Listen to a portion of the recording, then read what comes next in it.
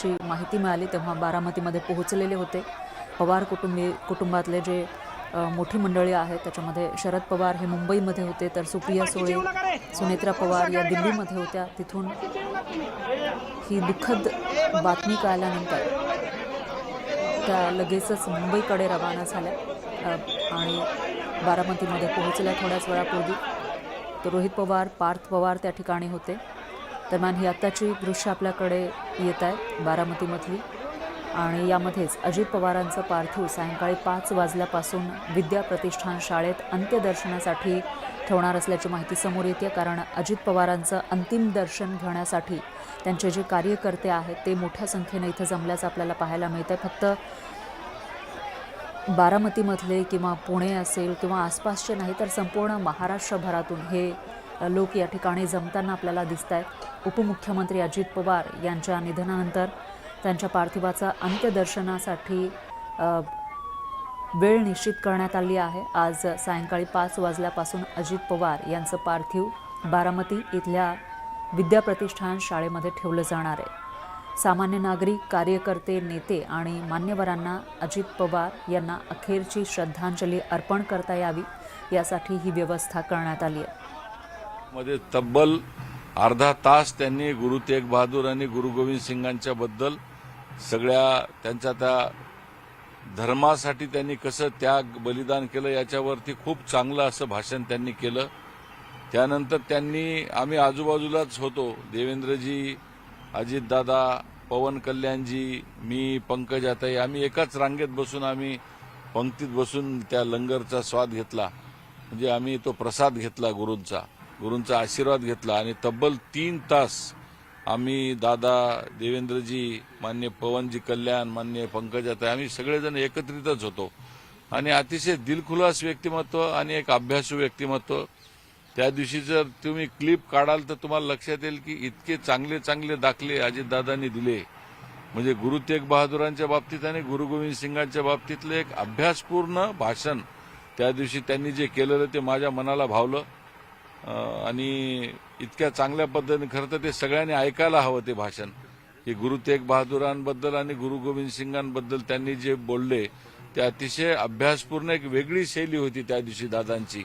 दादा ज्या पद्धतीने जाहीर सभांमध्ये बोलतात ते आपण सगळ्यांनी ऐकलं, पण दादांना इतकं प्रचंड म्हणजे त्यांनी जे भाषण ज्या पद्धतीने केलं ते अतिशय ज्ञानयुक्त होतं आणि त्यांनी जे भाषण केलं त्यामध्ये देश, धर्म, शौर्य, त्याग, बलिदान ह्याच्या सगळ्या गोष्टींचा उल्लेख त्यांनी तो केला। त्यामुळे माझ्या मनाला त्या दिवशी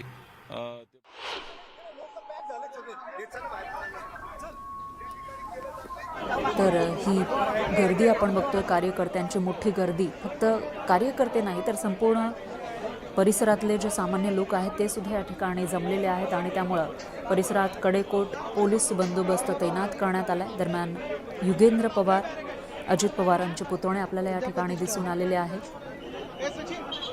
दुःख त्यांच्या चेहऱ्यावर आपल्याला या ठिकाणी दिसतंय। तर कार्यकर्ते सुद्धा ऊन आहे तरी सुद्धा या उन्हामध्ये इथं उभ्या आहेत। आपल्या दादांची अंतिम झलक, अंतिम दर्शन घेता यावं यासाठी कार्यकर्ते हे कासावीस असल्याचं या ठिकाणी पाहायला मिळतं। दरम्यान पार्थ पवार, त्यांचे ज्येष्ठ चिरंजीव, त्यानंतर जय पवार सुद्धा आपल्याला या ठिकाणी दिसून येत आहेत। पवार कुटुंबीय ज्यांच्यावर आज दुःखाचा डोंगर कोसळलेला आहे। पाहतोय विद्या प्रतिष्ठान शाळेमधली ही दृश्य आहेत। दुसऱ्या बाजूला फरा या ठिकाणी त्यांचं अंत्यदर्शन होणार आहे आणि त्यासाठी जनसागर लोटलेला आहे। दादांना शेवटचं पाहण्यासाठी बारामतीतल्या विद्या प्रतिष्ठान शाळेच्या मैदानावर ही तयारी करण्यात येते। बरोबर आहे मुलगा, आणि त्यामुळे इथं कडेकोट असा पोलीस बंदोबस्त तैनात करण्यात आला आहे। सर्वांनी शांतता आणि शिस्त पाळावी असं आवाहन प्रशासनाकडून केलं जात आहे। दरम्यान राज्याचे मुख्यमंत्री फडणवीस आणि उपमुख्यमंत्री शिंदे हे या ठिकाणी पोहोचलेले आहेत, कारण त्यांचे सहकारी दुसरे उपमुख्यमंत्री अजित पवार हे आज आपल्यात नाही आहेत। अतीव दुःख झाल्याची भावना त्यांनी व्यक्त केलेली होती आणि लगेचच ते या ठिकाणी पोहोचलेले आहेत। त्यावेळची दृश्य आपण बघू शकतो। तर दुसरीकडे विद्या प्रतिष्ठान या ठिकाणची दृश्य आपल्याकडे आहेत. त्याच्यामध्ये तयारी केली जाते कारण दादांचं पार्थिव या ठिकाणी येणार आहे आणि सायंकाळी 5 वाजल्यापासून विद्या प्रतिष्ठान शाळेमध्ये अजित पवारांचं पार्थिव अंत्यदर्शनासाठी ठेवलं जाणार आहे. तर उपमुख्यमंत्री अजित पवार यांच्या निधनानंतर त्यांच्या पार्थिवाचं अंत्यदर्शन घेण्यासाठी हे नियोजन करण्यात आलं आहे. आज सायंकाळी 5 वाजल्यापासून अजित पवार यांचं पार्थिव बारामती इथल्या विद्या प्रतिष्ठान शाळेत ठेवलं जाणार आहे.